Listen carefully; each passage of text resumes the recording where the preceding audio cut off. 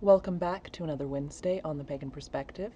I'm your Wednesday host, Yeka, and this week we are talking about shadow work.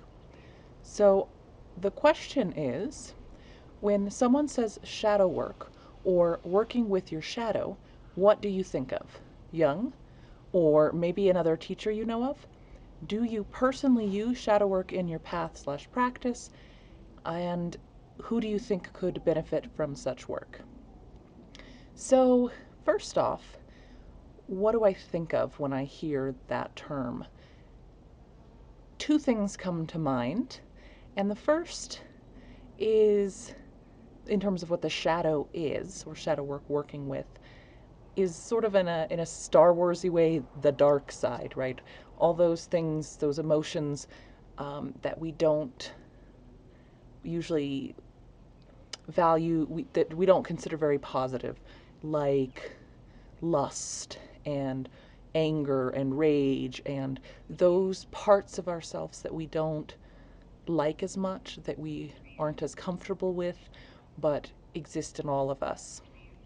And the second one is a little bit more in line with Jungian thought, and that is thinking of the shadow as basically the unconscious or the subconscious, all those things that aren't on the surface, that we are not um, aware of in the front in a thinking, thought, conscious sort of way.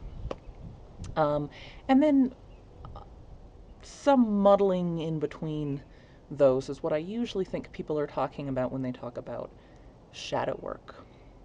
Um, is it something that I use in my practice?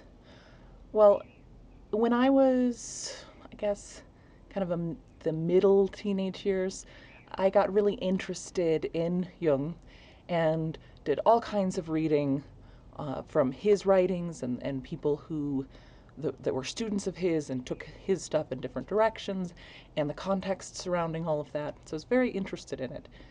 But since then, my approach, I've really sort of moved away from a sort of dualistic approach and worldview.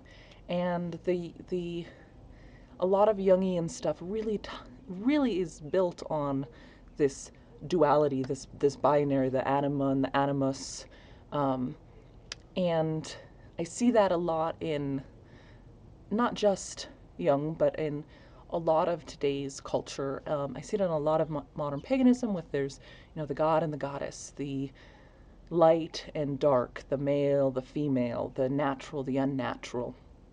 And that is a viewpoint that for me I've sort of moved a little bit away from that and more towards a sort of cyclical viewpoint, cyclical approach.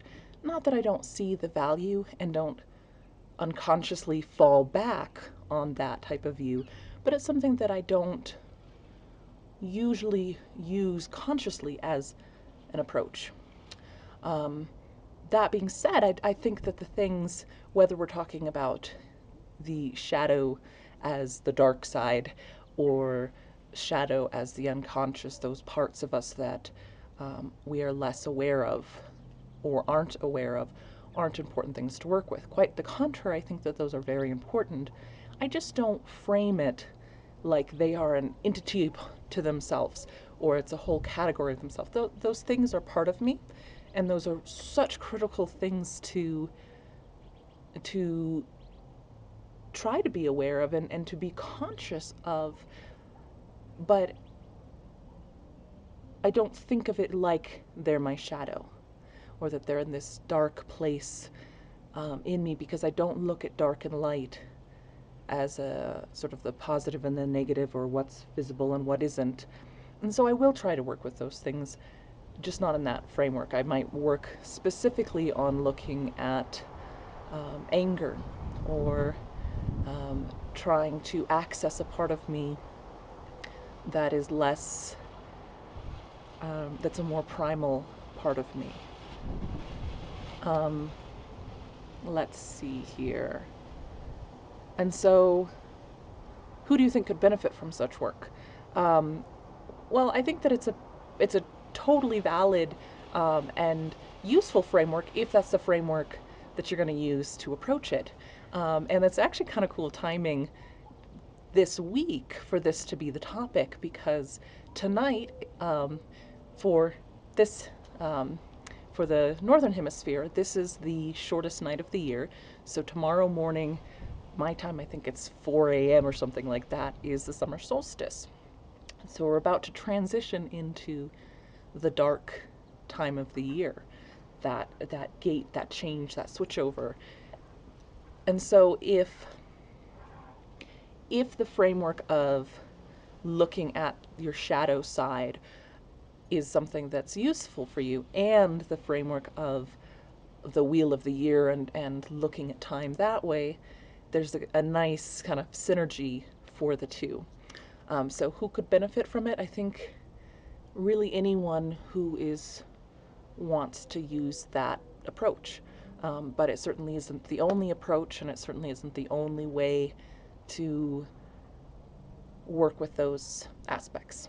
So, yeah, that's what I've got this week. I think we've got subs next week, and we will be back next month.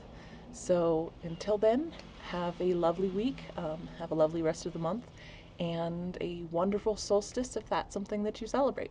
Okay, take care.